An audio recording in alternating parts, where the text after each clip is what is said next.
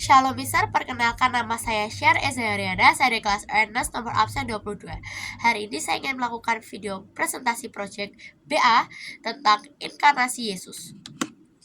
Inkarnasi adalah kata serapan dari bahasa Latin, incarn. Ini adalah istilah teologis yang originalnya dari gereja Latin.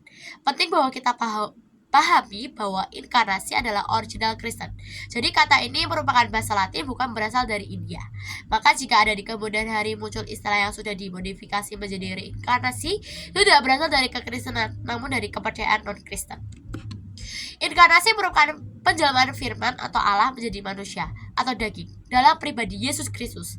Jadi Yesus Kristus meliputi 100% Allah dan 100% manusia. Yesus memang manusia, tetapi ia adalah manusia yang tidak berdosa. Ia telah taat sampai mati di kayu salib sebagai penebus dosa. Hal ini hanya dalam kekristenan. Tujuan Allah berinkarnasi adalah untuk menyelamatkan manusia. Ia lahir untuk mati di kayu salib ganti kita semua. Dan barang siapa yang percaya padanya tidak akan binasa, melainkan memperoleh hidup yang kekal. Manusia merupakan orang-orang yang berdosa dan Tuhan merelakan anaknya yang tunggal untuk gantikan kita. Reinkarnasi tidak berasal dari kekristenan, melainkan dari Buddha dan Hindu. Tidak sama dengan konsep Kristen. Reinkarnasi dalam arti kelahiran kembali, yaitu kelahiran kembali dalam Kristen adalah perubahan hidup secara rohani atau karakter di dalam Kristus. Sedangkan kelahiran kembali dalam konsep Buddha dan Hindu adalah perubahan dari daging menjadi daging, tetapi dalam wujud berbeda, akibat karma. Kelahiran kembali menurut kekristenan merupakan perubahan karakter, bukan perubahan wujud akibat karma, dan bisa saja menjadi binatang, tumbuhan, dan lain-lain. Maka dari itu, kekristenan menolak kesamaan konsep dari reinkarnasi. Inkarnasi dalam kekristenan merupakan penjelmaan firman Allah menjadi manusia dalam pribadi Yesus Kristus. Jadi Yesus itu ya 100% Allah, namun juga 100% manusia. Seperti yang saya katakan tadi, Yesus memang Allah, tapi dia juga adalah manusia yang tidak berdaya.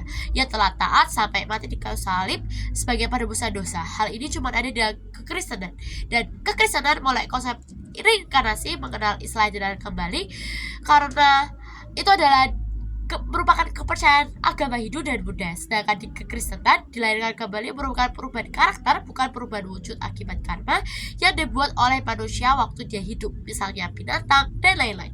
Makanya kedua hal ini merupakan hal yang sangat beda sekali. Dalam closing statement ini, Tuhan lahir di dunia dan mati di kayu salib untuk menebus dosa kita. Walaupun ada kata-kata yang mirip tentang inkarnasi tersebut, namun Tuhan saya tidak pernah berubah dari dulu, sekarang, sampai selamanya. Ia rela mati di kayu salib dan lunas karena darahnya sudah mencucikan kita. Mari kita sama-sama jangan berbuat dosa, karena ketika kita berbuat dosa, itu sama seperti kita menyalibkan Tuhan Yesus yang kedua kalinya. Ayo hormati pengorbanannya dan buat hati Tuhan senang. Ayat Alkitab yang saya ambil adalah di Filipi 2 ayat 7-8 berbunyi, melainkan telah mengosongkan dirinya sendiri dan mengambil rupa seorang hamba dan menjadi sama dengan manusia. Dan dalam keadaan sebagai manusia, ia telah merendahkan diri dan taat sampai mati, bahkan sampai mati di kayu salib. Dan di Yohanes 3 ayat 3 berbunyi, Yesus menjawab, katanya, aku berkata kepadamu, sesungguhnya jika seorang tidak dilahirkan kembali, ia tidak dapat melihat kerajaan Allah. Terima kasih sudah mendengarkan presentasi BA saya. Tuhan Yesus memberkati.